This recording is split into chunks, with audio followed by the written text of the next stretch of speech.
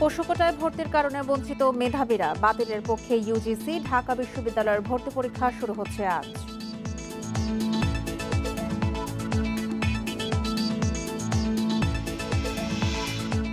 ষোলো শিক্ষার্থীর চুল কাটার জেরে রবীন্দ্র বিশ্ববিদ্যালয়ের শিক্ষক ফারহানা বরখাস্ত, পরীক্ষা শিক্ষা কার্যক্রম স্থগিত।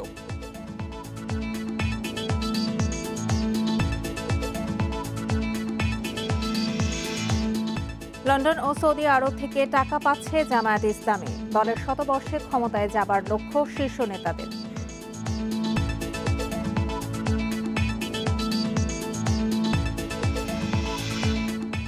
অবৈধ পথে আনা সব মোবাইল ফোন আজ থেকে অচল, বৈধ কাগজ থাকলে নিবন্ধনের সুযোগ দেবে বিটিআরসি।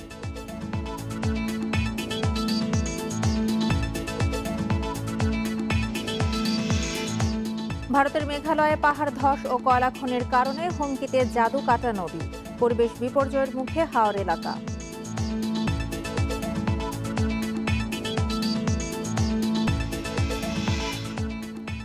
স্বাগত 1 ঘন্টার বিরতিহীন ইন্ডিপেন্ডেন্ট সংবাদে আপনাদের সাথে আছি আমি সঞ্চারী মজিদ-তমা এবং আমি মুজাহিদুল ইসলাম। শুনছিলেন শিরোনাম, চলে যাচ্ছে বিস্তারিত সংবাদ। দীর্ঘদিন ধরে বেশিরভাগ পাবলিক বিশ্ববিদ্যালয়ে পোষ্য কোটায় ভর্তি হচ্ছে শিক্ষার্থী। এতে অনেক মেধাবী শিক্ষার্থী পাচ্ছে না ভর্তির সুযোগ। এই অবস্থায় বিশ্ববিদ্যালয় মঞ্জুরি কমিশন বলছে এই কোটা এখন বাতিল করা উচিত।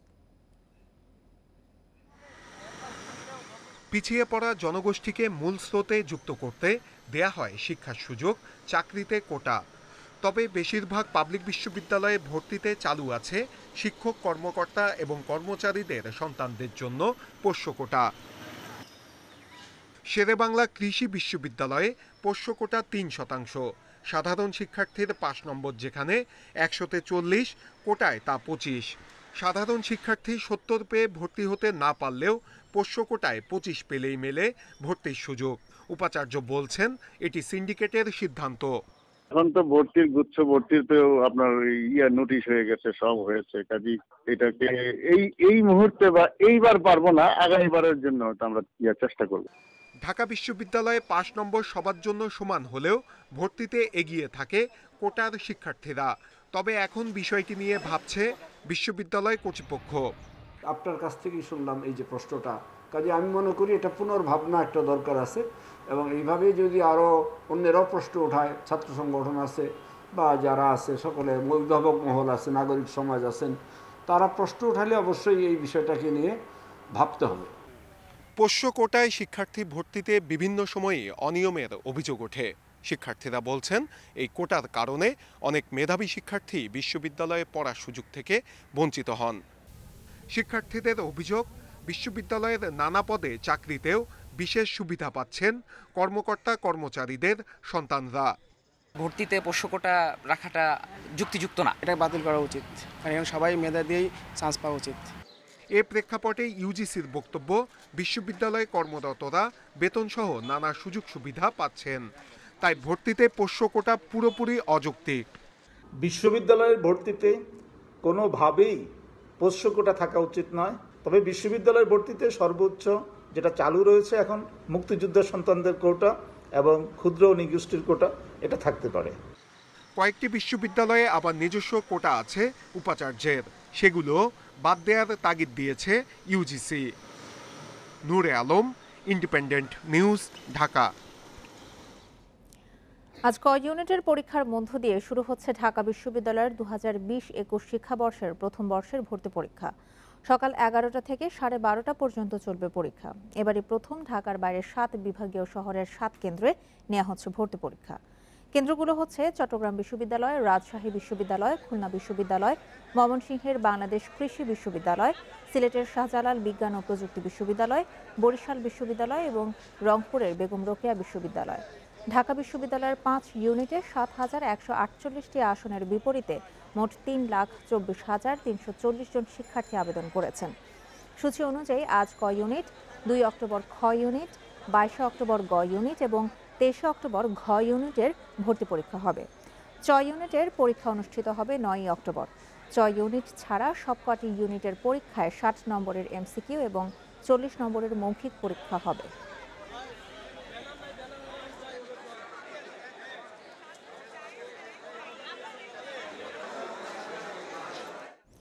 এবছর প্রথমবারের মতো ঢাকা সহ দেশের ৮টি বিভাগে ঢাকা বিশ্ববিদ্যালয়ের ভর্তি পরীক্ষা নেওয়া হচ্ছে। এ নিয়ে আরো জানাতে সিলেট থেকে যোগ দিচ্ছেন আমাদের সহকর্মী মাধব কর্মকার। মাধব, সিলেট থেকে কতজন শিক্ষার্থী ঢাকা বিশ্ববিদ্যালয়ের ভর্তি পরীক্ষায় অংশ নিচ্ছে? স্বাস্থ্যবিধি নিশ্চিতে এই করোনাকালীন সময়ে আসলে কেন্দ্রে কি ধরনের ব্যবস্থা নেওয়া হয়েছে?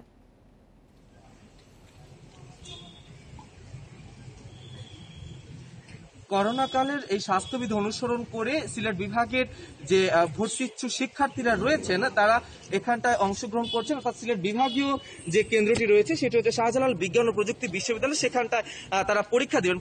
এমন আয়োজনের শিক্ষার্থীরাও কিন্তু অত্যন্ত খুশি, কারণ এই যে ঢাকায় গিয়ে তাদের যে ধরনের বিড়ম্বনায় পড়তে হয়, সারা বাংলাদেশের শিক্ষার্থীরা যখন ঢাকায় গিয়ে একটি বাড়তি চাপ সৃষ্টি হয়, সেই চাপ থেকে তো কিছুটা হলেও মুক্তি মিলল। সিলেট বিভাগীয় থেকে, অর্থাৎ সিলেট বিভাগের 4টি জেলা থেকে মোট প্রায় ৭,১০০ জন ভর্তি ইচ্ছুক পরীক্ষার্থীরা 5টি ইউনিটে ভর্তি পরীক্ষা দিবেন। সেক্ষেত্রে আজ ক ইউনিটের ভর্তি পরীক্ষা হবে, যেখানটা অংশগ্রহণ করবেন প্রায় ৩,৩০০ জন। এর পাশাপাশি আগামীকাল অর্থাৎ ২রা অক্টোবর, ৯ অক্টোবর এবং ২২ এবং ২৩ অক্টোবর ৫ দিন পরীক্ষা অনুষ্ঠিত হবে। শাহজালাল বিজ্ঞান ও প্রযুক্তি বিশ্ববিদ্যালয় 7টি কেন্দ্রে এই পরীক্ষা অনুষ্ঠিত হওয়ার কথা রয়েছে, আমাদেরকে জানিয়েছেন ভর্তি পরীক্ষার সংশ্লিষ্ট যারা রয়েছেন। এবং যাতে স্বাস্থ্যবিধি অনুসরণ করা হয়, আমরা দেখতে পেয়েছি যে বিশ্ববিদ্যালয়ের যে মূল ফটক, সেই ফটক থেকে সকলের মাস্ক পরিধান বাধ্যতামূলক করা হয়েছে এবং পাশাপাশি প্রত্যেকটি কেন্দ্রের সামনে হাত ধোয়ার মেশিন রাখা হয়েছে, সেখানটায় সাবান রাখা হয়েছে। পাশাপাশি কেন্দ্রের মূল ফটকে জীবাণুনাশক বিভিন্ন ধরনের স্প্রে রাখা হয়েছে এবং হ্যান্ড স্যানিটাইজার রাখা হবে। যদি কোনো শিক্ষার্থী মাস্ক নিয়ে না আসেন কিংবা মাস্ক ছিঁড়ে যায়, সেক্ষেত্রে বিশ্ববিদ্যালয় কর্তৃপক্ষ আমরা দেখতে পেয়েছি যে তারা মাস্ক রেখেছেন, হ্যান্ড স্যানিটাইজার রেখেছেন। তো নিরাপত্তা এবং পাশাপাশি এই স্বাস্থ্যবিধি অনুসরণের যাতে কোনো ধরনের বিড়ম্বনা না হয়, যাতে স্বাস্থ্যবিধি উপেক্ষিত না হয়, সেই ব্যবস্থাও কিন্তু বিশ্ববিদ্যালয় কর্তৃপক্ষ রেখেছে, আমরা দেখতে পেয়েছি। ঢাকা বিশ্ববিদ্যালয়ের ভর্তি পরীক্ষার সিলেট কেন্দ্র থেকে জানাছিলেন আমাদের সহকর্মী মাধব কর্মকার। রবীন্দ্র বিশ্ববিদ্যালয়ের 16 শিক্ষার্থীর চুলকাটা বিতর্কে শিক্ষক ফারহানা ইয়াসমিনকে সাময়িক বরখাস্ত করেছে বিশ্ববিদ্যালয় কর্তৃপক্ষ। একই সঙ্গে পরবর্তী নির্দেশ না দেওয়া পর্যন্ত স্থগিত করা হয়েছে সব পরীক্ষা ও একাডেমিক কার্যক্রম। কর্তৃপক্ষ জানিয়েছে তদন্ত প্রতিবেদনের ভিত্তিতে পরে এই প্রশ্নে চূড়ান্ত সিদ্ধান্ত নেওয়া হবে। এদিকে ঘটনার প্রতিবাদে বৃহস্পতিবার সকাল থেকে আমরণ অনশন শুরু করেন বিশ্ববিদ্যালয়ের 12 শিক্ষার্থী। এর মধ্যে কয়েকজন অসুস্থ হয়ে পড়েন। শিক্ষক ফারহানার অপসারণ চেয়ে মঙ্গলবার থেকে আন্দোলন করছেন শিক্ষার্থীরা। সেই রাতে বিশ্ববিদ্যালয়ের 3টি পদ ছাড়েন শিক্ষক ফারহানা ইয়াসমিন।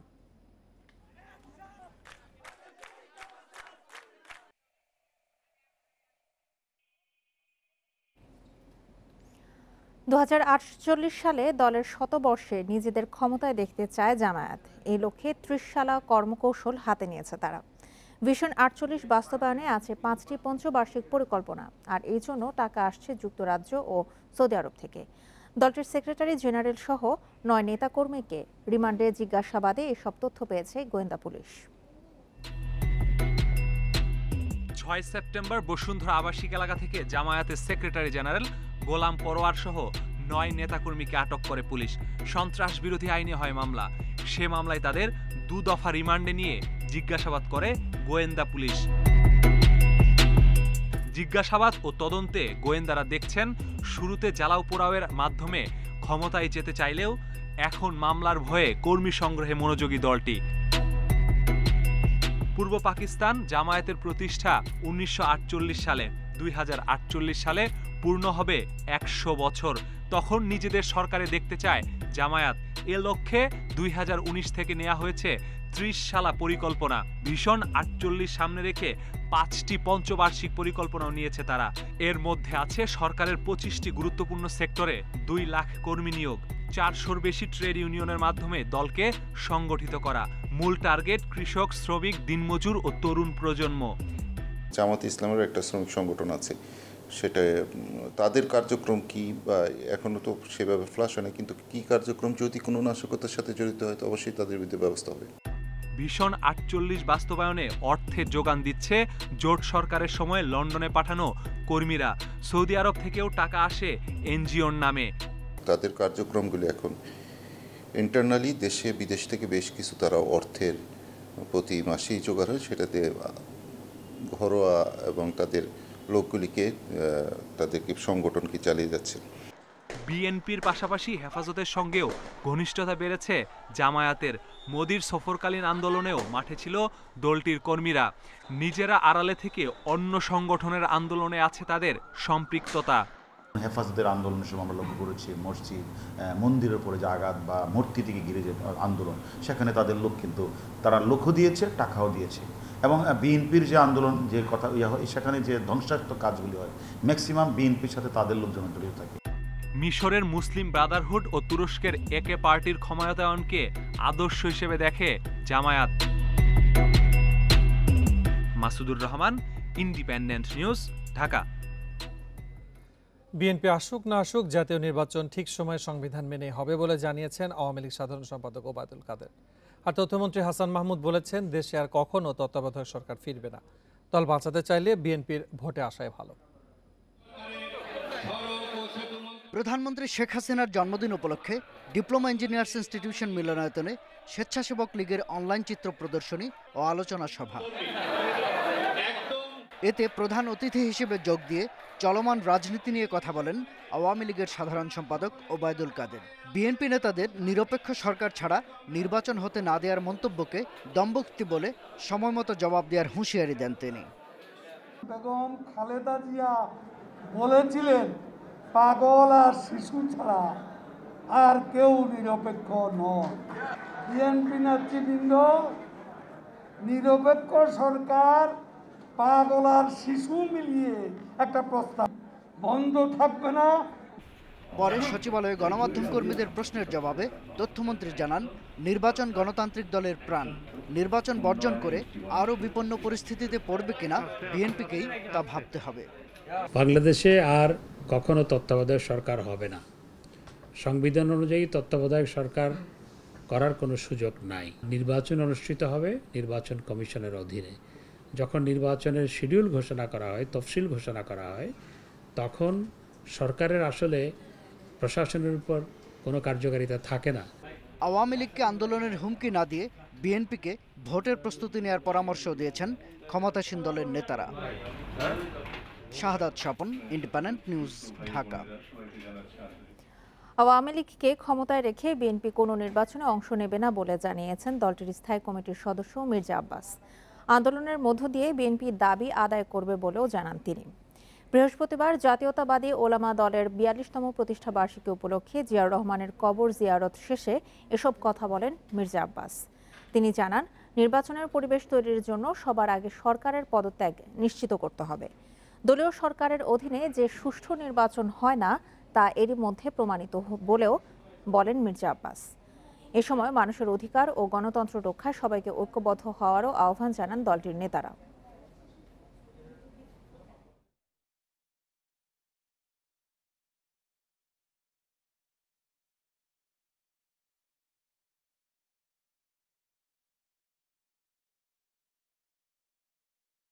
এই সরকারের অধীনে কোনো সুষ্ঠু নির্বাচন কমিশন গঠিত হতে পারে না, হবেও না। সুতরাং এই সরকারের অধীনে কোনো নির্বাচন হবে না, হতে দেওয়া হবে না। ওদের সরকারের টিকে থাকার কোনো সুযোগ আর নাই। দেশের মানুষের মুখে মুখে কথা উঠে গেছে যে আওয়ামী লীগ নাই, বিএনপি আসছে। দর্শক, শুরুতেই জানিয়েছিলাম আজ ক ইউনিটের পরীক্ষার মধ্য দিয়ে শুরু হচ্ছে ঢাকা বিশ্ববিদ্যালয়ের 2020-21 শিক্ষাবর্ষের প্রথম বর্ষের ভর্তি পরীক্ষা। এ বিষয়ে আরও জানাতে ঢাকা বিশ্ববিদ্যালয় এলাকা থেকে যোগ দিচ্ছেন সহকর্মী নূরে আলম। নূরে আলম, একটি দীর্ঘ সময় শিক্ষা প্রতিষ্ঠান বন্ধ, বিশেষ করে ঢাকা বিশ্ববিদ্যালয়ের তো সমস্ত কার্যক্রমই বন্ধ ছিল। সেক্ষেত্রে আজকে ভর্তি পরীক্ষার জন্য কেমন প্রস্তুতি দেখছেন? স্বাস্থ্যবিধি মেনে চলার ব্যাপারে কি ধরনের নজরদারি রাখা হচ্ছে এবং শিক্ষার্থীরা ইতিমধ্যে কেন্দ্রে আসতে শুরু করেছেন কিনা, যেহেতু 11টা থেকে পরীক্ষা শুরু হচ্ছে? বিস্তারিত জানাবেন।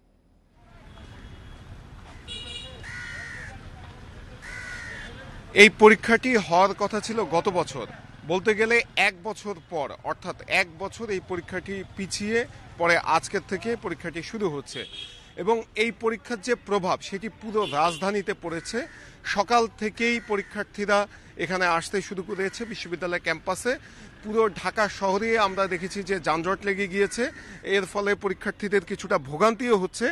আমি যদি এখনকার চিত্র দেখাই যে দলে দলে পরীক্ষার্থীরা আসছে, তাদের অভিভাবকরা আসছে, পুরো ক্যাম্পাস মানুষে একদম ভরা, উপচে পড়া ভিড় বলতে গেলে ঢাকা ঢাকা বিশ্ববিদ্যালয় ক্যাম্পাস পুরোটা জুড়ে। পরীক্ষার্থীরা বলছে যে তারা এই দীর্ঘ সময় পরে পরীক্ষা দিতে পেরে তারা খুশি এবং ঢাকা বিশ্ববিদ্যালয়ে পড়ার ইচ্ছা বলতে গেলে প্রায় সকল শিক্ষার্থীরই থাকে এবং তারা এই বিশ্ববিদ্যালয়ে আজকে ভর্তি পরীক্ষা দিচ্ছে। এই ভর্তি পরীক্ষা দিয়েও তারা খুশি এবং আমি যাদের সাথে কথা বলেছিলাম তাদের অনেকেরই ইচ্ছা যে ঢাকা বিশ্ববিদ্যালয়ে পড়ার এবং তারা চায় যে পরীক্ষাটি যাতে তারা ভালো করে দিতে পারে। সকাল 11টা থেকে পরীক্ষাটি শুরু হবে, 12:30 পর্যন্ত এই পরীক্ষা চলবে। আর এবার বলতে গেলে ঢাকা বিশ্ববিদ্যালয়ের 5টি ইউনিটের 7,148টি আসনের বিপরীতে আবেদন করেছে 3,24,340 জন শিক্ষার্থী। দেখা যাচ্ছে যে কি বিপুল সংখ্যক শিক্ষার্থী আবেদন করেছে। আরও অনেক শিক্ষার্থী আবেদন করার ইচ্ছা হয়তোবা ছিল, কিন্তু তাদের যে এসএসসি এইচএসসির ফল সেই ফলে কাভার করেনি বলে তারা ঢাকা বিশ্ববিদ্যালয়ে আবেদন করতে পারেননি। আর এই যে আবেদনকারী শিক্ষার্থী তারা প্রত্যেকে একটি আসনের জন্য লড়বেন। 45 জন শিক্ষার্থী একটি আসনের জন্য লড়বেন। আর যদি আমি পরীক্ষার তারিখগুলো যদি বলি, আজকে ক ইউনিটের ভর্তি পরীক্ষার মধ্য দিয়ে ভর্তি পরীক্ষা শুরু হবে। খ ইউনিটের ভর্তি পরীক্ষা শুরু হবে 2 অক্টোবর, গ ইউনিটের ভর্তি পরীক্ষা শুরু হবে 22 অক্টোবর, ঘ ইউনিটের ভর্তি পরীক্ষা হবে 23 অক্টোবর। আর এই প্রত্যেকটি পরীক্ষাই সকাল 11টার সময় শুরু হবে এবং 12:30 পর্যন্ত চলবে। গতবার থেকে মানে গত বছরের 2019 সালে ঢাকা বিশ্ববিদ্যালয় ভর্তি হতো এমসিকিউ এর মাধ্যমে। 2019 সাল থেকেই ঢাকা বিশ্ববিদ্যালয় ভর্তি পরীক্ষায় লিখিত অংশ যোগ হয়। তারই ধারাবাহিকতায় এবার দ্বিতীয়বারের মতো লিখিত অংশে এমসিকিউ এবং লিখিত অংশে ভর্তি পরীক্ষা অনুষ্ঠিত হবে। এর মধ্যে এমসিকিউ এর নম্বর হচ্ছে 60, আর লিখিত পরীক্ষার নাম্বার হচ্ছে 40। আর এই যে 100 নম্বরের পরীক্ষা এমসিকিউ এবং লিখিত, এর মাঝে কোনো বিরতি থাকবে না।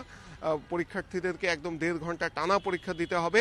আর আমি শুরুতেই বলছিলাম যে আজকে ভর্তি পরীক্ষার কারণে পুরো রাজধানী জুড়েই যানজটের সৃষ্টি হয়েছে। আমি বেশ কয়েকজন পরীক্ষার্থীর সাথে কথা বলেছিলাম, তাদেরকে বিশ্ববিদ্যালয় ক্যাম্পাস আসার জন্য ব্যাপক ভোগান্তিতে পড়তে হয়। আরেকটি বিষয় জানিয়ে রাখি, এই প্রথমবার ঢাকা বিশ্ববিদ্যালয়ে ঢাকার বাইরের যে 7টি বিভাগ রয়েছে সেই 7টি বিভাগেও তারা ভর্তি পরীক্ষা নিচ্ছে। যে পাবলিক বিশ্ববিদ্যালয়গুলো রয়েছে ঢাকার বাইরে 7টি বিভাগীয় শহরে, সেই পাবলিক বিশ্ববিদ্যালয়গুলোকে তারা কেন্দ্র হিসেবে করেছে। আর বিশ্ববিদ্যালয় কর্তৃপক্ষের সাথে আমরা কথা বলেছিলাম, তারা বলছেন যে ভর্তি পরীক্ষাকে কেন্দ্র করে তাদের কঠোর নজরদারি রয়েছে। গতকাল রাত থেকেই তারা সামাজিক যোগাযোগ মাধ্যম সহ অন্যান্য মাধ্যমে তারা নজরদারি চালাচ্ছে। কেউ যদি ভর্তি পরীক্ষা নিয়ে কোনো আপনি আরো তথ্য সংগ্রহ করতে থাকুন, আমরা পরবর্তীতে আপনার সাথে আবারও যোগাযোগ করব। ঢাকা বিশ্ববিদ্যালয় এলাকা থেকে যোগ দিয়েছিলেন সহকর্মী নুরে আলম। 7 মাস পর দেশে করোনা শনাক্তের হার 4% নিচে নামল। 821টি ল্যাবে বৃহস্পতিবার 26,599টি নমুনা পরীক্ষায় করোনা শনাক্ত হয়েছে 860 জনের। পরীক্ষা বিবেচনায় শনাক্তের হার 3.24%। এর আগে গত 4 মার্চ সর্বনিম্ন করোনা শনাক্তের হার ছিল 3.87। এদিকে দেশে করোনায় আরও 23 জনের মৃত্যু হয়েছে, এর মধ্যে পুরুষ 11 এবং নারী 12 জন। এই নিয়ে মোট প্রাণহানি হল 27,510 জনের। বৃহস্পতিবার স্বাস্থ্য অধিদপ্তরের বিজ্ঞপ্তিতে জানানো হয়, দেশে মোট করোনা আক্রান্তের সংখ্যা দাঁড়িয়েছে 15,55,911 জনে। সুস্থ হয়েছেন আরও 979 জন। এ নিয়ে মোট সুস্থ 15,15,941 জন। করোনা ভাইরাস পরীক্ষা ও চিকিৎসায় দুর্নীতির মামলায় স্বাস্থ্য অধিদপ্তরের সাবেক মহাপরিচালক অধ্যাপক ডাক্তার মোহাম্মদ আবুল কালাম আজাদ এবং রিজেন্ট হাসপাতালের চেয়ারম্যান মোহাম্মদ শাহেদ ওরফে শাহেদ করিম সহ 6 জনের বিরুদ্ধে চার্জশিট দিয়েছে দুদক।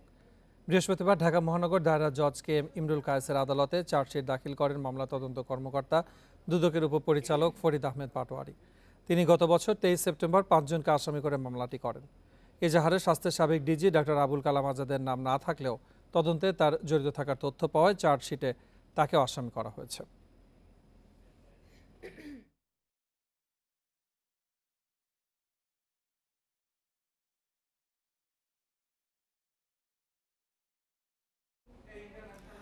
রাজধানীর বাইরে আগস্টের তুলনায় ডেঙ্গু আক্রান্তের সংখ্যা বেড়েছে সেপ্টেম্বরে। কীটতত্ত্ববিদেরা বলছেন, এডিস নিধনে কর্তৃপক্ষের গাফিলতির কারণে সরকারি হিসেবেই বেড়েছে রোগীর সংখ্যা। এভাবে চললে অক্টোবরেও ডেঙ্গু আক্রান্তের সংখ্যা বাড়ার আশঙ্কা করছে বিশেষজ্ঞরা। সব সময়সীমা শেষ, অনেকটাই ঝিমিয়ে পড়েছে এডিস নিধন অভিযান। স্বাস্থ্য অধিদপ্তরের তথ্য জানান দিচ্ছে, আগস্টের চেয়ে ডেঙ্গু আক্রান্তের সংখ্যা বেড়েছে সেপ্টেম্বরে। পুরো সেপ্টেম্বর জুড়েই দিনে রোগীর সংখ্যা ছিল 2 শতাধিক। মোট আক্রান্ত হয়েছে 7,841 জন, মারা গেছে 21 জন। তবে চিকিৎসকরা বলছেন, রাজধানীতে পরিস্থিতি অপরিবর্তিত থাকলেও রোগী বেড়েছে ঢাকার বাইরে। আমাদের হাসপাতালে অ্যাডমিশন সংখ্যা কিন্তু প্রায় 100-100-র উপরে পর্যন্ত চলে গেছিল। এখন এভাবে যদি থাকে আস্তে আস্তে কমতে থাকে তাহলে তো ভালো। এখন সামনে আবার বৃষ্টি হলে আবার বাড়বে কিনা আসলে এই ব্যাপারে আমরা এখনো সন্দিহান। পুরো সেপ্টেম্বরে ঢাকায় ডেঙ্গু রোগী শনাক্ত 6,215 জন। সিটি কর্পোরেশনের ঢিলেঢালা এডিস নিধনের কারণে ডেঙ্গু নিয়ন্ত্রণে আসেনি বলে মনে করছেন কীটতত্ত্ববিদেরা। যে হারে রোগী আপনারা পাচ্ছি সেটা কিন্তু গ্রহণযোগ্য না, একটা সিটির জন্য গ্রহণযোগ্য না। এটা একটা উদ্বেগের উৎকণ্ঠার কারণ, এবং যে হারে কমতেছে এ হারে কমতে থাকলে সারা অক্টোবর ধরেই কিন্তু এই ডেঙ্গুর এই সংক্রমণ থাকবে এবং রোগী থাকবে, কমে আসবে কিন্তু রোগী থাকবে। নভেম্বরের প্রথম সপ্তাহ 2 সপ্তাহ কিন্তু আপনারা রোগী পাবেন, এটা আশঙ্কা করা যায়। সমন্বয়হীনতা দূর করে আধুনিক পদ্ধতিতে এডিস নিধনে জোর দিচ্ছেন কীটতত্ত্ববিদেরা। ডন ইবনে কামাল, ইন্ডিপেন্ডেন্ট নিউজ, ঢাকা। আজ থেকে অবৈধ কোনো মোবাইল ফোন সেট চলবে না। হ্যান্ডসেটে সিম প্রবেশ করানোর সঙ্গে সঙ্গে স্বয়ংক্রিয়ভাবে বার্তা চলে আসবে। সেট অবৈধ হলে যে কোনো সময় বন্ধের সতর্কতা দেওয়া হবে, তবে বৈধ কাগজপত্র থাকলে তা দিয়ে নিবন্ধনের সুযোগ দেবে বিটিআরসি। সংস্থাটি জানায়, গত 1 জুলাই থেকে 3 মাসের জন্য পরীক্ষামূলকভাবে national equipment identity registration NEIR চালু হয়েছে। 30 সেপ্টেম্বর সেই সময় শেষ হচ্ছে। এর মধ্যে যে সেটগুলো ব্যবহৃত হয়েছে সেগুলো সার্ভারে সংযুক্ত হবে। নতুন যেসব সেট সংযুক্ত হবে সেগুলো অবশ্যই বৈধ সেট হতে হবে। দেশে প্রতিদিন 1,10,000 নতুন মোবাইল হ্যান্ডসেট নিবন্ধন হচ্ছে, যেগুলোর মধ্যে প্রায় 10% অবৈধ নকল বলে ধরা পড়ছে। এই হিসেবে প্রতিদিন গ্রাহকের হাতে আসা হ্যান্ডসেটের মধ্যে 11,000 অবৈধ ও নকল বলে চিহ্নিত হচ্ছে। কালকে থেকে যারা ফেক সেট কিনবে অথবা যারা বিক্রি করবে, যে এটা গ্রাহক সংযোগ দিলে পরেই সে তার কাছে একটা মেসেজ যাবে বিটিআরসি থেকে। আচ্ছা, আমাদের সিস্টেম মেসেজ যাবে ওটা, যে আপনার ফোনটি সঠিক নয়, যে কোনো সময় বন্ধ হয়ে যেতে পারে। গ্রাহক কোনোভাবেই প্রতারিত এখানে হতে পারবে না, এই সুযোগটাই রাখা হয়েছে। সংবাদের এই পর্যায়ে জেনে নেব সপ্তাহের বাজার দর। সপ্তাহের ব্যবধানে রাজধানীর বাজারগুলোয় আবারও বেড়েছে চালের দাম। এছাড়া সরবরাহ ভালো থাকলেও বাড়তি দামে বিক্রি হচ্ছে ডিম ও মুরগি। চিনির দাম নির্ধারণ করে দেওয়ার পর প্রায় 1 মাস পার হলেও এখনও দাম না কমার অভিযোগ ক্রেতাদের। এ বিষয়ে আরও জানাতে কারওয়ান বাজার থেকে যোগ দিচ্ছেন আমাদের সহকর্মী শাহিদ আহমেদ। শাহিদ, সপ্তাহের ব্যবধানে আবারও চালের দাম বাড়ার কারণ কি? চালকল মালিকরা কি বলছেন? আর চিনির দাম 1 মাস পরেও নির্ধারণ করে দেওয়ার পর কেন চিনির দাম কমছে না? বিস্তারিত জানাবেন। দেখুন, আসলে আপনার মতো এই একই প্রশ্ন কিন্তু ঘুরপাক খাচ্ছে এখানে যারা ক্রেতা সাধারণ তাদের মনে, কিন্তু এটা কোনো সদিত সরকারি দপ্তর থেকেও পাওয়া যাচ্ছে না এবং যারা ব্যবসা সংশ্লিষ্ট ব্যক্তি তাদের কাছ থেকেও পাওয়া যাচ্ছে না। ঠিক এই মুহূর্তে আমি রাজধানীর কাঁচা বাজার কয়েকটি ঘুরে দেখেছি, তার মধ্যে বর্তমানে রাজধানী কারওয়ান বাজারে আছি। যেহেতু শুক্রবার অন্য দিনের তুলনায় ভিড়টা বেশি, এই মুহূর্তের চিত্র যদি আমি আপনাকে দেখাই সেক্ষেত্রে দেখবেন যে সকাল থেকে ক্রেতা সাধারণ কিন্তু তাদের পুরো সাপ্তাহিক বাজার করতেই কিন্তু কারওয়ান বাজারে ভিড় করছে, যেটা অন্য দিনের তুলনায় অনেক বেশি। তবে দাম নিয়ে কিন্তু মিশ্র প্রতিক্রিয়া লক্ষ্য করছে। প্রথম দুইটি বিষয়ে আপনার কাছে আসি। চালের দামটা কিন্তু আসলে দেশের বাইরে থেকে চাল আমদানি অনুমতি দেওয়ার পরেও কিন্তু সেই চালটা দেশের বাজারে ঢুকছে, কিন্তু তারপরেও কিন্তু যেই সুফলটা যাদের জন্য আনা মূলত সেই ভোক্তা সাধারণ কিন্তু এখনো পাচ্ছে না। গতকালকে কিন্তু খাদ্য মন্ত্রণালয় একটা অনলাইন অনুষ্ঠানে খাদ্যমন্ত্রী তিনি কিন্তু বলেছিলেন যে আসলে কৃষি মন্ত্রণালয়ের সাথে সমন্বয়ের অভাব নাই, তবে দেশের যে চালের অর্থাৎ চালের উৎপাদন, চাহিদা, যোগান সবকিছুর মিলে যে তথ্যগত ঘাটতি রয়েছে সেটা কিন্তু তিনি স্বীকার করেছেন, যার ফলে কিন্তু সঠিক সিদ্ধান্ত নেওয়া যাচ্ছে না। যদি এক কথায় বলি, তিনি কিন্তু বলেছিলেন যে সঠিক তথ্যের অভাবে চালের বাজারটা আসলে সঠিক সময় নিয়ন্ত্রণ করা যায় না, যেটার মাসুল গুনতে হচ্ছে ভোক্তা সাধারণকে।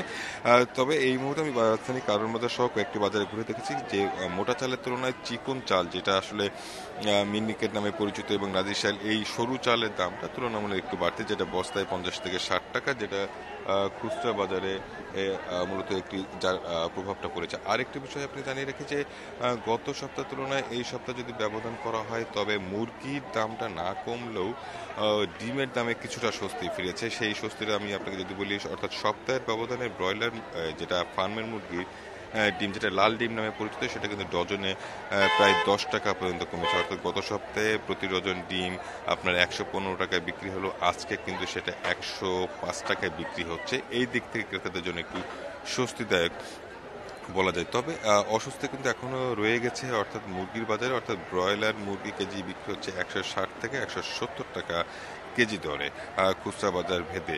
আর আরেকটি যে সোনালী জাতের মুরগি, যেটা বর্তমানে সব থেকে বেশি জনপ্রিয়, সেটা কিন্তু বিক্রি হচ্ছে 300 থেকে 310 টাকা। কারণ বাজারে যে মুরগিটা 300 টাকায় বিক্রি হচ্ছে, সেটা একটু দূরেই হাতের পুল বা পলাশী বাজারে সেটা 300 টাকা 310 টাকা কেজিতে বিক্রি হচ্ছে। পাশাপাশি সবজি, শীতকালীন আগাম সবজি উঠলো, দামটা একটু চড়া দিতে হচ্ছে। তবে সবচেয়ে বেশি সবজির মধ্যে কাঁচামরিচের দামটা 120 টাকা কেজিতে বিক্রি হচ্ছে। যদি সপ্তাহের ব্যবধান আপনাকে বলেই মুরগির দামটা না কমলেও ডিমের বাজারে স্বস্তি রয়েছে, ডজনে প্রায় 10 টাকা কমেছে। মূলত এই ছিল রাজধানীর কাঁচা বাজারগুলো থেকে সর্বশেষ। সপ্তাহের বাজার দর নিয়ে কারণ বাজার থেকে জানাচ্ছিলেন সহকর্মী শাহিদ আহমেদ। পরিবেশগত সংকটের মুখে হাওর এলাকা, কেননা মেঘালয়ে পাহাড় ধস ও অবৈধ কয়লা খনি খননে চরম বিপর্যয়ের মুখে জাদুকাটা নদী অধ্যুষিত হাওর। বর্ষায় উজান থেকে অতিরিক্ত বালু এসে নদী ভরাট হয়ে তৈরি হচ্ছে চর। এমন পরিস্থিতিতে আন্তঃরাষ্ট্রীয় সমাধানের বিকল্প দেখছেন না গবেষকরা।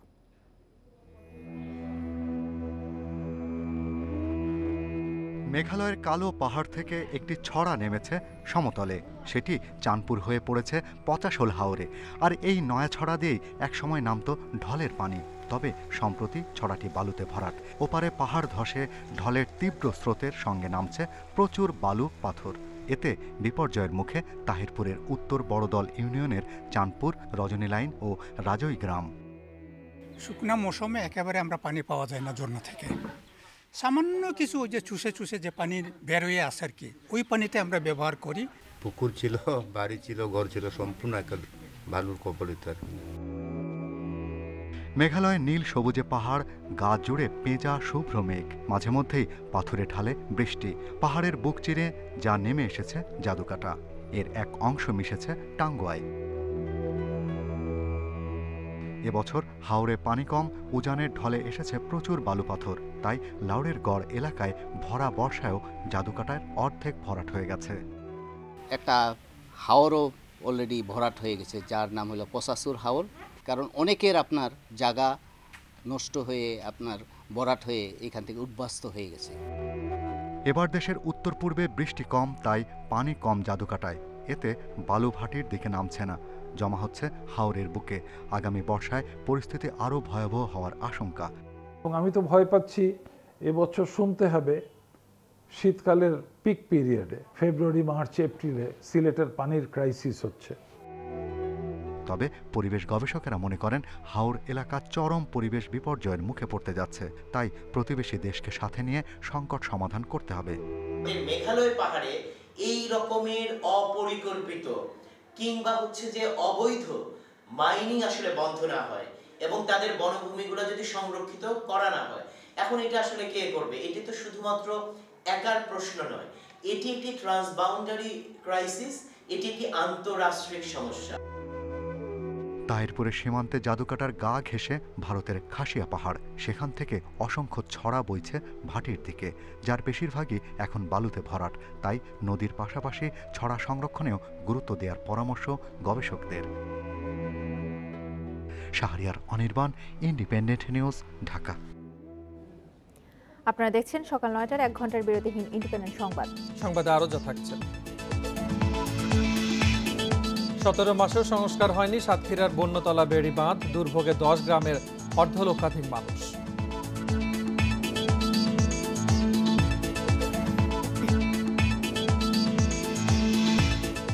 সাফের উদ্বোধনী ম্যাচে আজ শ্রীলঙ্কার মুখোমুখি বাংলাদেশ, জয়ের আসর শুরুর লক্ষ্য জামালের।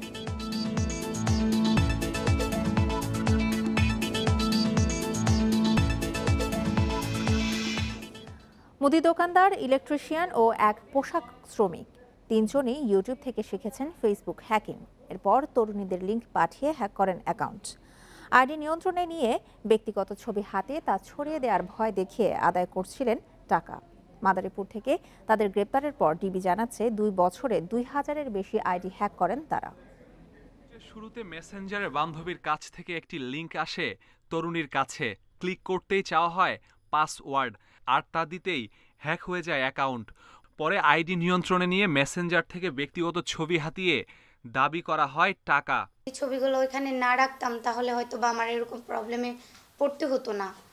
তো হচ্ছে যে এটা মানে সবাইকেই বলতে চাই, সোশ্যাল মিডিয়ার ইয়াগুলো আছে ওইখানে যেন পার্সোনাল কোনো ছবি না রাখে। এর তদন্তে নেমে সংঘবদ্ধ একটি হ্যাকার দলের খোঁজ পায় ডিবির সাইবার অ্যান্ড স্পেশাল ক্রাইম বিভাগ। মাদারীপুরের শিবচরে অভিযান চালিয়ে গ্রেপ্তার করা হয় 3 হ্যাকারকে। গ্রেপ্তারের পর গোয়েন্দারা বলছেন 3 জনের একজন এসএসসি ও বাকি 2 জন প্রাথমিকের গণ্ডি পেরোয়নি। তবে আধুনিক প্রযুক্তি ব্যবহারে তারা দক্ষ। ইউটিউবে টিউটোরিয়াল দেখে রপ্ত করেছেন ফেসবুক হ্যাকের কৌশল। ভিকটিমের কাছ থেকে তারা যদি পজিটিভ কোনো রেসপন্স না পেত, তারা ভিকটিমের সাথে ক্লোজলি কানেক্টেড যারা ছিল ইন্টারনেটে তাদের কাছে তারা এই ধরনের অবসিন ছবি অথবা ভিডিওগুলি প্রেরণ করত, আরও বেশি সুযোগ নিত ব্ল্যাকমেল করার। গোয়েন্দারা বলছেন শুধু এ 3 জনই না, শিবচর হ্যাকারদের ঘাঁটি হয়ে উঠেছে। হ্যাকিংয়ে জড়িয়ে পড়েছে অর্ধশতাধিক তরুণ কিশোর। 200 হ্যাকার্স আমরা অ্যারেস্ট করতে সক্ষম হয়েছি এবং তাদের কাছ থেকে, তাদের মুখ থেকে আমরা প্রাথমিক জিজ্ঞাসাবাদে জেনেছি যে তাদের আশপাশেও এরকম অনেক হ্যাকার আছে যারা প্রতিদিন ঘুম থেকে উঠেই প্রথমেই তারা তাদের ডিভাইস নিয়ে বসে যে তাদের শিকার খোঁজার জন্য। হ্যাকিং থেকে বাঁচতে মেসেঞ্জারে আসা লিঙ্কে ক্লিক করার আগে যাচাইয়ের পরামর্শ দিচ্ছে DB. Masudur Rahman, independent News, Dhaka.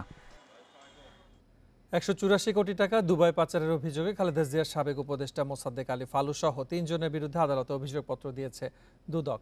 এই টাকা ফেরত আনতে এরই মধ্যে চিঠি দেওয়া হয়েছে সংযুক্ত আরব আমিরাত সরকারকে।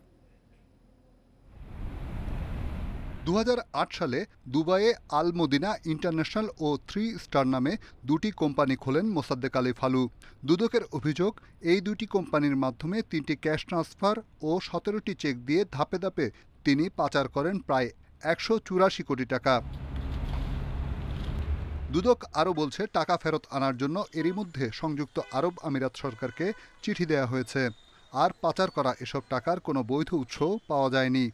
এই অর্থ মূলত বাংলাদেশ থেকে দুর্নীতির মাধ্যমে অর্জন করে অবৈধ প্রক্রিয়ায় দুবাইতে পাচার করে এই সকল কোম্পানিতে জমা করেছেন। মোসাদ্দেক আলী ফালু ছাড়া আরকে পেইন্টার্স লিমিটেডের পরিচালক, বিএনপি নেতা SAK Ikramuzzaman, star ceramics private লিমিটেডের পরিচালক সৈয়দ AK আনোয়ারুজ্জামানকেও অভিযোগপত্রে আসামি করা হয়েছে। জব্দ করা হয়েছে ফালুর 350 কোটি টাকা। মামলা তদন্তকালে তদন্তকারী কর্মকর্তাগণ উপপরিচালক মোহাম্মদ গুলশান আনোয়ার প্রধান কর্তৃক মোহাম্মদ মোসাদ্দেক আলী ফালুর স্থাবর ও অস্থাবর সম্পত্তি, যার বাজার মূল্য 350 কোটি টাকা, আদালতের আদেশে ইতিপূর্বে 31/10/19 তারিখে ফ্রিজ এবং ক্রপ করেন। এর আগে 2018 সালে 550 কোটি টাকার অবৈধ সম্পদ অর্জনের অভিযোগে ফালু ও তার স্ত্রী মাহবুবা সুলতানার বিরুদ্ধে মামলা করেছিল দুদক। Rishad Huda, Independent News, Dhaka. প্রতারণা মামলায় ই-কমার্স প্রতিষ্ঠান ধামাকা.com-এর সিইও সিরাজুল ইসলাম রানা ও system category head Imtiaz Hasan সবুজকে গাজীপুরের সিএমএম আদালত তাদের রিমান্ড মঞ্জুর করে। এছাড়া প্রতিষ্ঠানটির ভাইস প্রেসিডেন্ট ইব্রাহিম স্বপন ওরফে মিথুন খানকে কারাগারে পাঠানোর আদেশ দিয়েছে আদালত। 23 সেপ্টেম্বর গাজীপুরের টঙ্গীর এক ব্যবসায়ী বাদী হয়ে প্রতারণার অভিযোগে ধামাকার চেয়ারম্যান ও পরিচালক সহ 11 জনের বিরুদ্ধে মামলা করেন। মামলার পর বিভিন্ন জায়গা থেকে 3 জনকে গ্রেপ্তার করে র্যাব। বুধবার তাদের টঙ্গী থানায় হস্তান্তর করা হয়। বৃহস্পতিবার তাদের আদালতে তুলে পুলিশ 7 দিনের রিমান্ড চাইলে আদালত 2 দিনের রিমান্ডের আদেশ দেয়।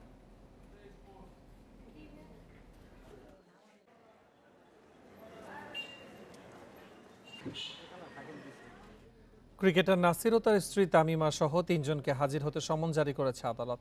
এর আগে তামিমার প্রথম স্বামীর করা মামলা তদন্ত প্রতিবেদন দাখিল করে পিবিআই। এতে বলা হয়েছে, তালাকের জাল কাগজ বানিয়ে প্রথম স্বামীকে তালাক না দিয়ে নাসিরকে বিয়ে করেন তামিমা। চলতি বছরের 14 ফেব্রুয়ারি জুটি বাঁধেন ক্রিকেটার নাসির হোসেন ও বিমানবালার তামিমা সুলতানা।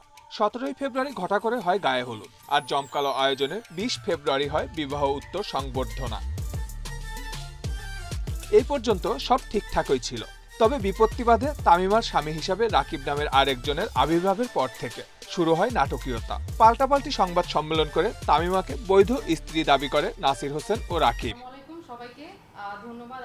অবশেষে বিষয়টি গড়ায় আদালতে। প্রথম স্বামীকে তালাক না দিয়েই দ্বিতীয় বিয়ে করার অভিযোগে 24 ফেব্রুয়ারি আদালতে মামলা করে ব্যবসায়ী রাকিব হাসান। 7 মাসের তদন্ত শেষে অভিযোগের সত্যতাও পায় পিবিআই। বৃহস্পতিবার আদালতে জমা দেয় মামলার তদন্ত প্রতিবেদন। ক্রিকেটার নাসির হোসেন, স্ত্রী তামিমা ও তার মায়ের নামে পরোয়ানা জারি করে আদালত। তালাক হতে হলে যে প্রসেসটি মানা দরকার সেই প্রসেস মানা হয়নি। 2018 সালে যে রিনিউ করা হয়েছে সেখানে দেখানো হয়েছে যে পাসপোর্টে স্বামীর নাম রাকিব হোসেন। তার মানে হলো যে আমরা এটি বলতে পারি যে বিয়ে চলমান অবস্থায় তালাকটা দেখানো হয়েছে। এখন নাসির হোসেনের অপরাধটি হলো যে যে ভদ্র মহিলাকে তিনি বিয়ে করবেন তিনি যে তালাকের সার্টিফিকেট দেখিয়েছেন সেই তালাকটি সঠিক কিনা। পরে বাদী রাকিব জানান তার মনের কথা। সে আইনতভাবে এখনো আমার ওয়াইফ। এখন যদি সে আসতে চায়, সে যদি আসতে চায় সেটা তার বিষয়ে সে আসতে পারে। আমার দিক থেকে আসুক, সে সমস্যা নেই। বাট এখন সে যদি আসে, যেহেতু ডিসিশনটা দুইজনের আমাদের, ঠিক আছে, স্বামী স্ত্রীর ডিসিশনটা দুইজনের, তো দুইজনের মতামত নিয়েই সংসার হয়। তো সে আসতে চাইলে আমার পক্ষ থেকে কোনো না। আমরা একটি দরখাস্ত দিয়েছি, যেহেতু তাদের বিরুদ্ধে প্রমাণিত হয়েছে সকল অপরাধ, উপরন্ত জালিয়াতির অপরাধও এসেছে আদালতের সামনে, তাই যেন ওয়ারেন্ট ইস্যু করা হয় এবং 3 জনের বিরুদ্ধে ওয়ারেন্ট ইস্যুর আমরা একটি আবেদন জানিয়েছি। আগামী 31 অক্টোবর মামলার শুনানির তারিখ ধার্য করা হয়েছে। Suman Tanvir, independent News, Dhaka. ভাঙনের 17 মাসেও সংস্কার হয়নি সাতক্ষীরার বন্যতলা বেড়িবাঁধ। ঘূর্ণিঝড় ইয়াসের পর বাঁধটি নির্মাণের 2 সপ্তাহের মধ্যে আবারও ধসে পড়ে। এতে প্রতাপনগর ও পদপুকুর এলাকার 10 গ্রামের অর্ধলক্ষাধিক মানুষ জোয়ারের পানিতে দুর্ভোগে দিন কাটাচ্ছেন। দ্রুত স্থায়ী বাঁধ নির্মাণের দাবি তাদের। সাতক্ষীরার শ্যামনগরে খোলপেটুয়া নদীর তীরে বেড়িবাঁধ নির্মাণ হয় 60-এর দশকে, কিন্তু প্রাকৃতিক দুর্যোগে প্রতি বছরই ক্ষতিগ্রস্ত হচ্ছে বাঁধটি। সবশেষ ইয়াসে ভাঙনের পর ভোগান্তি নিত্যসঙ্গী হয়েছে কুড়িকাহুনিয়া, প্রতাপনগর, শ্রীপুর সহ 10 গ্রামের অর্ধলক্ষাধিক মানুষের। বান না হওয়ার কারণে খুব একটা দুর্ভোগের মধ্যে আছে। যেটুকু জায়গা ছিল নদী ভাঙলে চলে গেছে।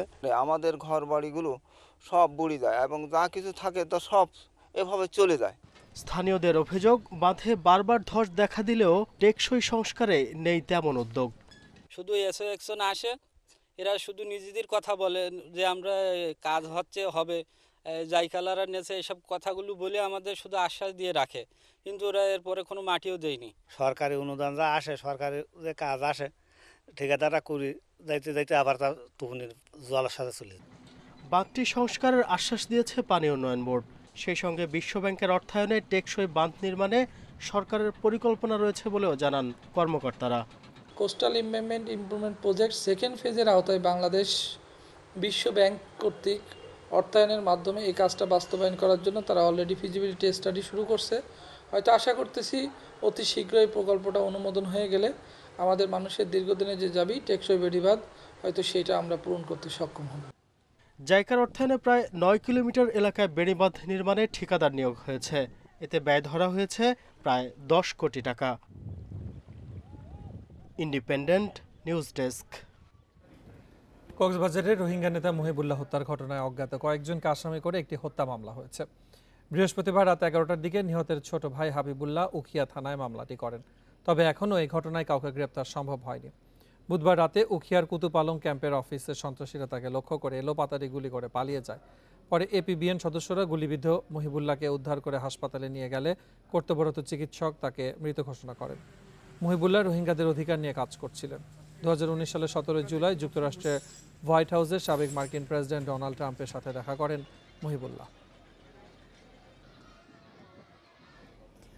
গোপালগঞ্জের কাশিয়ানী হাসপাতালের আবাসিক মেডিকেল অফিসার সুব্রত সাহাকে কুপিয়েছে দুর্বৃত্তরা। বৃহস্পতিবার সন্ধ্যা 7টার দিকে উপজেলা পশু সম্পদ অফিসের সামনের সড়কে এই হামলার ঘটনা ঘটে।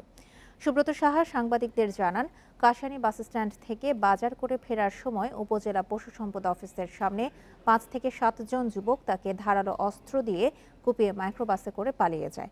পরে তাকে কাশিয়ানী হাসপাতাল এবং পরে খুলনা মেডিকেলে নিয়ে ভর্তি করা হয়। ঘটনাস্থল পরিদর্শন করে কাশিয়ানী থানার ওসি মোহাম্মদ ফিরোজ আলম জানান, ঘটনা খতিয়ে দেখা হচ্ছে।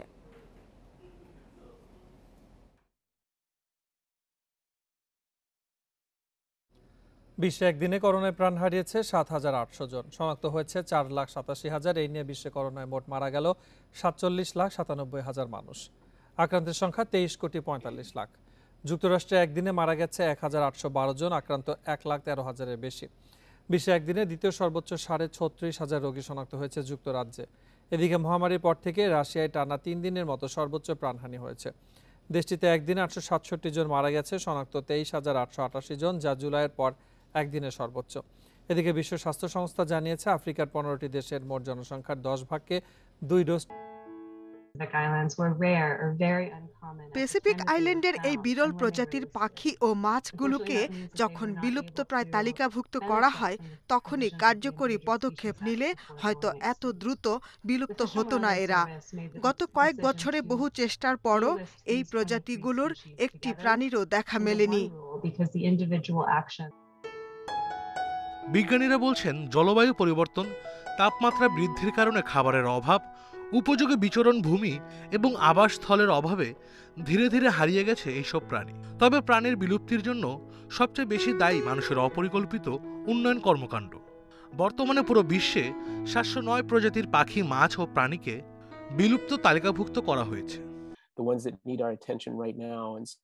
বর্তমানে কয়েক হাজার প্রাণী ঝুঁকিপূর্ণ অবস্থায় আছে, তাই আমরা এগুলোর মধ্যে যেগুলো বেশি ঝুঁকিতে আছে সেগুলো সংরক্ষণে অগ্রাধিকার দিয়ে কাজ করছি।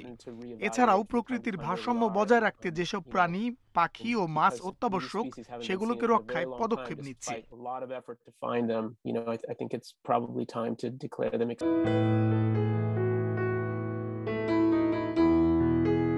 তবে বিজ্ঞানীদের আশা, ডিএনএ স্যাম্পল থেকে ভবিষ্যতে এই প্রজাতিগুলোকে ফিরিয়ে আনা যেতে পারে। আশরাফ শুভ, ইন্ডিপেন্ডেন্ট নিউজ। আজ দক্ষিণ এশিয়ার বিশ্বকাপ সাফ চ্যাম্পিয়নশিপ শুরু। উদ্বোধনী ম্যাচে বাংলাদেশের প্রতিপক্ষ শ্রীলঙ্কা নতুন কোচ অস্কার ব্রুজনের অভিষেক রাঙাতে মুখে লাল সবুজ। ফাইনালের লড়াইয়ে থাকতে জয় চায় জামাল তোপোরা। মালদ্বীপের জাতীয় স্টেডিয়ামে ম্যাচ শুরু বাংলাদেশ সময় বিকেল 5টায়। শেষ মুহূর্তের প্রস্তুতি, ব্রুজনকে দায়িত্ব দিয়ে ঢাকায় 4 দিনের অনুশীলন, মালেতে 2 দিন। 18 বছরের আক্ষেপ ঘোচানোর মিশনে বাংলাদেশ। প্রথম বাধা শ্রীলঙ্কা। ম্যাচের আগের দিন কোচের সাথে অধিনায়কের মাঠ পরিদর্শন। লঙ্কানদের চ্যালেঞ্জে সাহসী বেঙ্গল টাইগার্স। অভিজ্ঞ সোহেল রানা আর রেজাউলকে না পাওয়ায় আছে অস্বস্তি। সবশেষ 5 মুখোমুখিতে বাংলাদেশের 4 জয়, শ্রীলঙ্কা জিতেছে 1 ম্যাচ। পরিসংখ্যানে তৃপ্ত না হয়ে মাঠে পরিকল্পনার বাস্তবায়ন চাই। স্কোরিং দুর্বলতা নিয়ে ব্রুজনের চিন্তা, আর অধিনায়ক জামাল চাইছেন সমন্বিত পারফরমেন্স। নিঃসন্দেহে টুর্নামেন্টের হট ফেভারিট ভারত, তবে আমরাও কম নই। আপাতত যত চিন্তা শ্রীলঙ্কার বিপক্ষে ম্যাচ নিয়ে। প্রথম ম্যাচে জয় পেলে ছেলেরা মানসিকভাবে অনেকটাই এগিয়ে থাকবে, সাথে স্কোরিং সমস্যা নিয়ে বাড়তি কাজ করা হয়েছে। আমরা এখানে জিততে এসেছি, দলের পরিবেশ চমৎকার। আমরা নিজেদের কাজটুকু ঠিকঠাক করতে পারলে ভালো একটা ফলাফল নিয়েই দেশে ফিরতে পারবো। 5 জাতির টুর্নামেন্টে র্যাঙ্কিংয়ে সবার নিচে শ্রীলঙ্কা। সম্প্রতি ছন্দে নেই ওরা, প্রস্তুতিও হয়নি পর্যাপ্ত। বাংলাদেশকে তাই এগিয়ে রাখছেন লঙ্কান কোচ। আমাদের প্রস্তুতি খুবই কম। সৌদি আরবে সপ্তাহখানেক ট্রেনিং হয়েছে, কোনো প্রস্তুতি ম্যাচও খেলতে পারেনি। বাংলাদেশের খেলোয়াড়রা লিগ ম্যাচের মধ্যেই ছিল, পাশাপাশি প্রস্তুতি টুর্নামেন্টেও খেলেছে। নতুন কোচ, পুরনো শব্দ, লক্ষ্য দক্ষিণ এশিয়ার শ্রেষ্ঠত্ব অর্জনে, যার প্রথম বাধা শ্রীলঙ্কা। লঙ্কানদের পথ করতে প্রস্তুত জামাল তোপুরা। কামরুল হাসনাত, ইন্ডিপেন্ডেন্ট নিউজ, মালদ্বীপ ন্যাশনাল স্টেডিয়াম, মালদ্বীপ। সাফকে কেন্দ্র করে ফুটবল নগরীতে রূপ নিয়েছে মালদ্বীপ। বাংলাদেশি দর্শকদের উৎসাহে উচ্ছ্বসিত জামাল ভুঁইয়া খেলা চলাকালীন মাঠে এসে দর্শকদের উৎসাহ দিতে বলেছেন বাংলাদেশ অধিনায়ক। স্বপ্নসারথীর শুরুটা আজ বিকেলে 5টায় শ্রীলঙ্কার বিপক্ষে। সাউথ এশিয়ান ফুটবলের সবচেয়ে বড় আসর সাফ চ্যাম্পিয়নশিপ এবার মালদ্বীপে। সেই আমেজে পর্যটন নগরীতে ভিন্ন আবহ। নগর জুড়ে মালদ্বীপের পতাকার পাশাপাশি দেশটির জাতীয় স্টেডিয়ামে মাঠকর্মীদের ব্যস্ততা। দীর্ঘ 12 বছর পর মালেতে আবার জমে উঠেছে ফুটবলের জোয়ার, যেখানে অংশ নিচ্ছে 5টি দেশ। হোস্ট মালদ্বীপের পর সবচেয়ে জনপ্রিয় দেশ হিসেবে সবার আগে আসে বাংলাদেশের নাম। নগরীর আনাচে কানাচে ছড়িয়ে থাকা বাঙালিদের আধিপত্য চোখে পড়ার মতো। এমনকি মাঠকর্মীদের বেশিরভাগই এই লাল সবুজ দেশটির সাথে যুক্ত। প্রবাসী থেকেও নিজ দেশের সমর্থনে উচ্ছ্বসিত তারা। বাংলাদেশ অধিনায়ক জামাল ভুঁইয়াও দর্শকদের নিয়ে জানিয়েছেন নিজের ভালোবাসার কথা। ৭,০০০ ধারণ ক্ষমতার স্টেডিয়ামটিতে কোভিড প্রোটোকলে জায়গা পাবে ৫,০০০ দর্শক। দেশের বাইরে এমন সমর্থন পাওয়া সত্যি অনেক ভাগ্যের। এখানে আমাদের অনুশীলন দেখতেও এসেছে অনেক বাঙালি। তারা স্টেডিয়ামে এসে আমাদের উৎসাহ দিলে মানসিকভাবে আমরা এগিয়ে থাকব।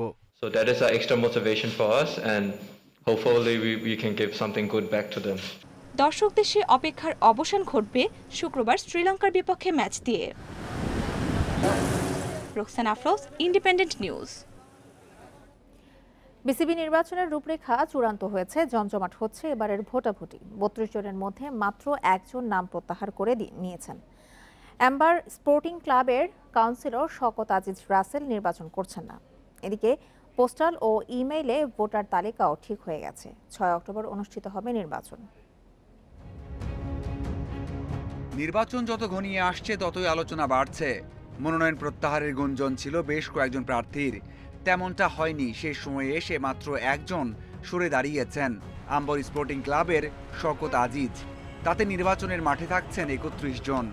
একজন এখন ৩১-এ দাঁড়িয়েছে এবং যিনি প্রত্যাহার করেছেন উনি হচ্ছেন ক্যাটাগরি 2 থেকে। অর্থাৎ এখন যেটা দাঁড়াচ্ছে সেটা হচ্ছে আপনার ক্যাটাগরি 1-এ হচ্ছে ১৩ জন, ক্যাটাগরি 2-তে হচ্ছে ১৬ এবং ক্যাটাগরি 3-তে হচ্ছে 2, এই মোট ৩১। প্রথমবার পোস্টাল অথবা ইমেইলে ভোট দেওয়ার ব্যবস্থা করা হয়েছে। করোনাকালে সেই সুযোগের সদ্ব্যবহার করছেন কাউন্সিলররা। ৪৯ জন পোস্ট আর ৮ জন ভোট দেবেন ইমেইলের মাধ্যমে। বাকি ৭৫ জন কেন্দ্রে এসে ভোট দেবেন। পোস্টাল ব্যালটের ক্ষেত্রে ক্যাটাগরি ১ থেকে ৬ জন আবেদন করেছে, ক্যাটাগরি 2 থেকে ৩২ জন আবেদন করেছে, ক্যাটাগরি 3-তে ২০ জন আবেদন করেছে। ই ভোটের জন্য ক্যাটাগরি 2-তে 4 জন আবেদন করেছে, ক্যাটাগরি 3-তে 4 জন আবেদন করেছে। বিনা প্রতিদ্বন্দ্বিতায় ৯ পরিচালক নিশ্চিত হয়ে গেছেন। বাকি ১৬ পদের লড়াইটা জমে উঠেছে। বেশি আলোচনা হচ্ছে ক্যাটাগরি 3-এ, যেখানে মুখোমুখি খালেদ মাহমুদ সুজন ও নাজমুল আবেদিন ফাহিম। এছাড়া ঢাকা ও রাজশাহী বিভাগের লড়াইটাও উত্তাপ ছড়াচ্ছে। Mazharul Islam, independent news.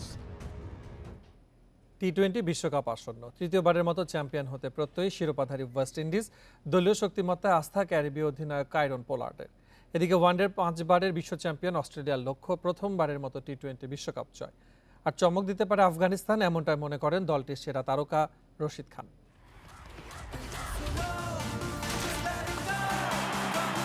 ভারতের আয়োজন সরে গেছে ওমান আমিরাতে। টি-20 বিশ্বকাপ সন্নিকটে। ২০ ওভারের খেলায় শক্তির পার্থক্য কমে আসে, জায়ান্টরাও যেখানে হঠাৎ ছন্দ হারায়। রূপালী ট্রফি যাবে কার ঘরে? এবারে ফেভারিটের ট্যাগ কাদের গায়ে? West Indies defending champion. টি-20-তে ওরাই পাওয়ার হাউস। দুবার শিরোপা জেতা ক্যারিবীয়রা শ্রেষ্ঠত্ব ধরে রাখতে মুখিয়ে। অভিজ্ঞতা আর উপভোগের মন্ত্রে বিশ্বাস রেখে এবারও নিজেদের এগিয়ে রাখছেন ক্যাপ্টেন পোলার্ড। টি-20 কিভাবে খেলতে হয় এবং শিরোপা জিততে কি প্রয়োজন তা আমরা জানি। দল হিসেবে আমরা যথেষ্ট শক্তিশালী এবং খেলাটা উপভোগ করি। বিশ্বকাপে আবারও নিজেদের প্রমাণ করতে চাই। আফগানিস্তান সরাসরি খেলছে সুপার 12-এ। ওদের দলে প্রতিভার ছড়াছড়ি। সুপারস্টার রশিদ খান বিশ্বকাপ জিততে চান, বিশ্বাস করেন সামর্থ্য আছে চ্যাম্পিয়ন হবার। আমাদের কোনো সুযোগ সুবিধা ছিল না। সে অবস্থা থেকে আফগান দল অনেক উন্নতি করেছে। টি-20 বিশ্বকাপ জয় আমাদের লক্ষ্য। নিজেদের সামর্থ্যে আস্থা রাখলে তা অবশ্যই সম্ভব। 5 বার ওয়ানডের বিশ্ব চ্যাম্পিয়ন অস্ট্রেলিয়া পারেনি টি-20-তে সেরা হতে। গ্লেন ম্যাক্সওয়েল মানেন এবার আক্ষেপ ঘুচতে পারে। দেশের জন্য খেলা গৌরবের। যখন অস্ট্রেলিয়ার হয়ে খেলি তখন নিজের কাজটা ঠিকভাবে করতে চাই। বিশ্বকাপে আমাদের দল বেশ সম্ভাবনাময়। দুবাই, শারজা, আবুধাবির কন্ডিশন এশিয়ান পরাশক্তিদের দেবে অ্যাডভান্টেজ। বিশ্বকাপের ঠিক আগে আইপিএল খেলায় ভারতের পোয়াবারো। পাকিস্তানও কম কিসে, ওটা যে বাবরদের সেকেন্ড হোম। ফেভারিটের লিস্ট তাই মোটেও ছোট নয়। ফেরদৌস ইসলাম, ইন্ডিপেন্ডেন্ট নিউজ। এই ছিল এখনকার বিরোধীন ইন্ডিপেন্ডেন্ট সংবাদ। এছাড়া ইন্ডিপেন্ডেন্ট টেলিভিশনের সব খবর আরো বিস্তারিত জানতে চোখ রাখুন ফেসবুক, ইউটিউব এবং টুইটারে। ধন্যবাদ সবাইকে।